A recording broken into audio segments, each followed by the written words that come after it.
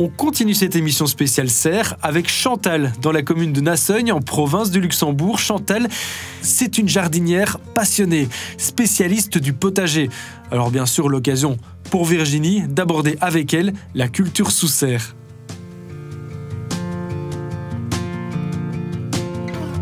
Alors Chantal, on se trouve ici devant ta magnifique serre, elle est absolument charmante, dans ton joli jardin. Je voulais te demander quel est l'intérêt d'avoir ce type de dispositif dans nos régions? Alors, nous sommes en Belgique, avec le climat que nous connaissons et les variations climatiques.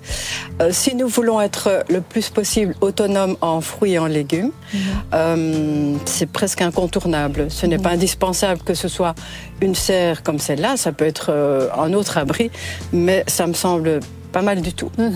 Alors, il y a quelques grands principes à respecter quand on veut cultiver sous serre, des points d'attention. Quels sont-ils, Chantal? Alors, ils sont très importants. C'est la lumière, garder un sol vivant, encore plus, je dirais, qu'en pleine nature, puisqu'on est dans un milieu clos, et l'eau, bien sûr. L'eau, sans l'eau, il n'y a pas de vie. Eh bien, on va aller voir ça de plus près. Ok, c'est parti. Avec plaisir.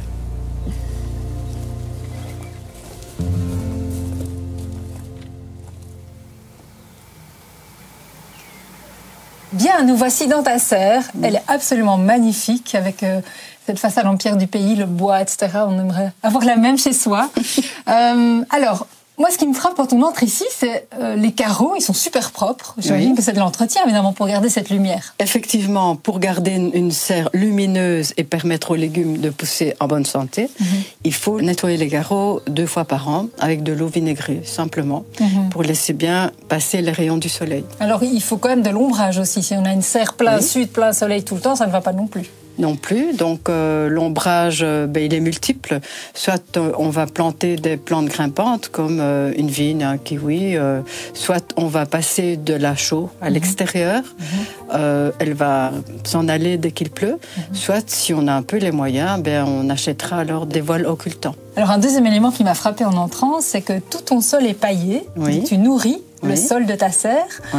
Pour le garder vivant. Absolument indispensable, encore plus indispensable qu'en pleine nature, puisqu'ici nous sommes dans un lieu confiné et donc on va pailler de plusieurs façons. Ça peut être de l'engrais vert, ça peut être du foin, de la paille, des feuilles mortes, de la tonte en été, ça dépend ce qu'on a sous la main. Il ne faut pas acheter grand-chose, il faut essayer de trouver autour ce qu'il de y a soi. au jardin. Voilà. Et alors il y a des endroits où le sol est bien humide, ça veut dire que tu arroses même en hiver. Absolument. Si je veux cultiver des légumes toute l'année, y compris en hiver, il faut forcément qu'il y ait d'humidité dans le sol. C'est un peu dans les deux sens. Je sais que j'ai semé des légumes en hiver, donc je dois les arroser, donc du coup j'entretiens en même temps le sol.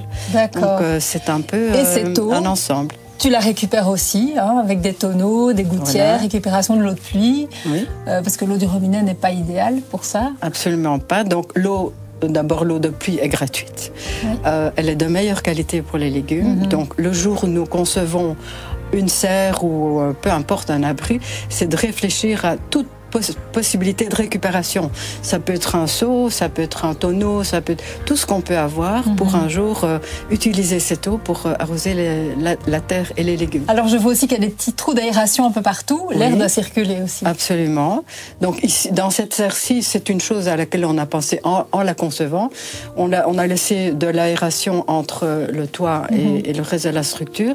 Il y a de la récupération, ce sont des anciens Velux. Sinon, dans ce qu'on achète, c'est vraiment veiller à avoir une serre avec au minimum 2 portes, peut-être un Velux. Réfléchissez bien à ces choses-là. Voilà. Alors on voit bien ici qu'elle vit aux 4 saisons. On voit la vigne que vous avez installée aussi qui fait de l'ombrage, qui donne du raisin. On voit, tu m'expliquais que tu entreposais tes légumes racines aussi. Voilà. Tu viens de te servir finalement toute la saison ici. Et puis les semis aussi. Voilà. Qui démarrent. Donc il y a à la fois, si on commence en automne, il y a le semis d'automne, l'entreposage des légumes, il y a le semis de printemps. C'est quoi là que tu as mis, par exemple? Alors ici, il y a des petits pois. Et donc, dans une semaine, 10 jours, ils vont petit à petit rejoindre le potager. D'accord. Et je vois aussi qu'il y a une serre dans la serre. Qu'est-ce que tu as mis? Il y a effectivement une serre dans la serre pour avoir quelques degrés en plus. Et donc là, ce sont les fleurs. Parce que c'est vrai que j'aime les légumes, mais j'aime bien les fleurs aussi. Wow. Je trouve qu'un jardin potager ou un endroit de culture de légumes doit être beau, esthétique. Bien, ben voilà. Il n'y a plus qu'à, maintenant qu'on a tous les bons conseils de Chantal, voilà. On sait comment s'y prendre. Ça donne très envie en tout cas. Merci beaucoup. Merci. Et puis Seb, c'est peut-être le moment de t'y mettre aussi, non? Une petite serre au jardin, ça te tente pas? Bien sûr que ça me tente. Quelle question, surtout après tous les conseils bien avisés de Pascal puis de Chantal.